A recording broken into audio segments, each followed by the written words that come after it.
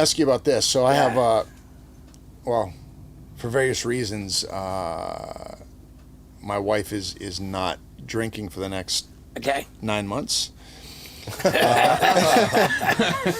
And I went to Vegas with my buddies last weekend. Okay. We all went, me, my wife, and my buddies and their wives. So it was, I had my spiritual hazmat suit on me. You can't get in trouble that way.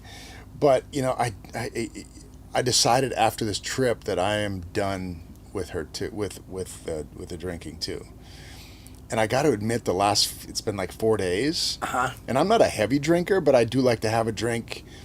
Right. You know, once a night. I like a sugar-free Red Bull vodka around 4:30, maybe another one around 6:30. All right. Yeah. And then I'm usually done. Depending on it, a couple more shots. But I gotta say that it's, you know, these last couple of days, I've really had this urge to, and I was like, I don't have a problem. Maybe I do have a problem. You know, you don't have to be a fall down drunk, I don't think, to have an issue, and I feel like maybe I do. And I feel like that alone will enhance my life. People that I know, like you, and are you in the beverage program? Yeah. Everybody that I know that's done it. Dax is another one. Dax is a good buddy of mine. I played golf with Jason Bateman at the AT&T. These guys' lives have just like elevated from it. I'm like, maybe there's something to that. Here's the thing. Any other disease, the best you can hope for is to get back to as healthy as you were before you got sick. Yeah. But for us, when we treat our disease, we become a better version of ourselves than we ever were before. Yeah. It's crazy. Yeah. I see that a lot. And it's just kind of dawned on me recently because I don't have a drinking problem. And I'm not sure maybe I am. But there's clearly something there that I feel like I want to explore. Yeah. What the potential is, just taking it out. There's different categories of drinkers. There's what's the first one? Problem drinker. Mm-hmm. And this is the person who recognizes they have a problem and are able to moderate or stop altogether. Mm-hmm. I don't remember. And then what alcoholic by definition means that you want to stop, but you just can't. Yeah. You know, you've got this powerlessness to stop. And I think it's a little bit, as a rule of thumb, if nobody who's not an alcoholic ever wonders if they're an alcoholic. Yeah. Well, there you have it. That could be a rule of thumb. Mine was like, I was more of like trying to stop and not, but I was more resentful at myself for like operating at like 60% my potential. Yeah. And I felt like that's where I'm at. Yeah. Honestly. Yeah. On the other hand, though, like for example, if you go on any kind of a diet, you know, like, oh, I'm gonna like eat less. Yeah. You know, like as soon as you decide you're on a diet, all you can think about is food. Yeah. You know, so the very act of seeking to quit, like, just makes you obsessed with it. Yeah. That calls to mind the saying, "What you resist will persist." Yeah. So if you're trying to resist it, then that makes it more difficult. Yeah. And I think that for us, we consider it, rather than resisting it, we surrender to it. Yeah. You know, we surrender, we admit defeat. Yeah. But it has nothing to do with the alcohol or whatever the vice is. It's like, what are you covering up? And so like the very fact of like not medicating or numbing, like the things that come up are the things that you have to deal with. And then once you deal with them, your life gets better. It's not like, oh, I quit drinking, my life gets better. It's like things are going to come up in your head where like maybe you're shoving down. And you're probably more able to deal with them with the sober. But you don't even know what's coming up because you're like, oh, I'm going to have a drink. Yeah, and then it's like, cool.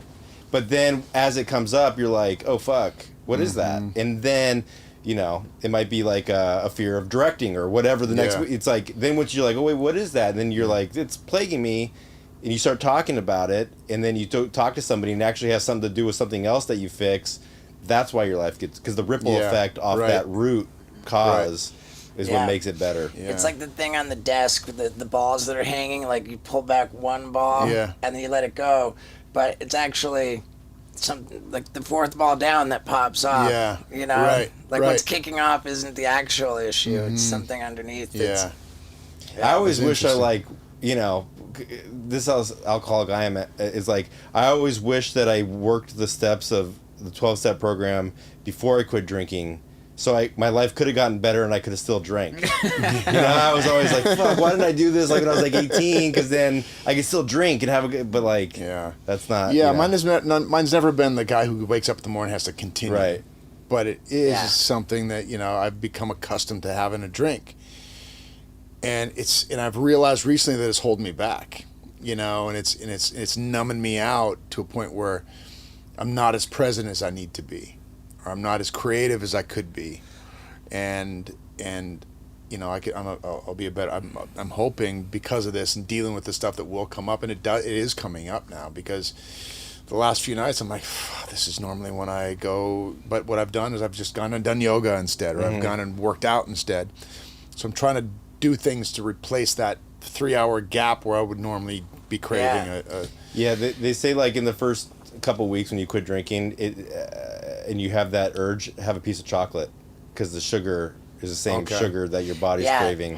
That's just why chew on some chocolate. You've heard that too? Yeah, I've heard that. At AA meetings, they have a lot of cookies and cake around for that reason. Yeah, it's okay. So to your point, if I do, or I can't remember whose point now. Are you drunk? Yeah, maybe I'm drunk. I haven't been like I'm done, because I know that if the more I resist it, the more it'll persist.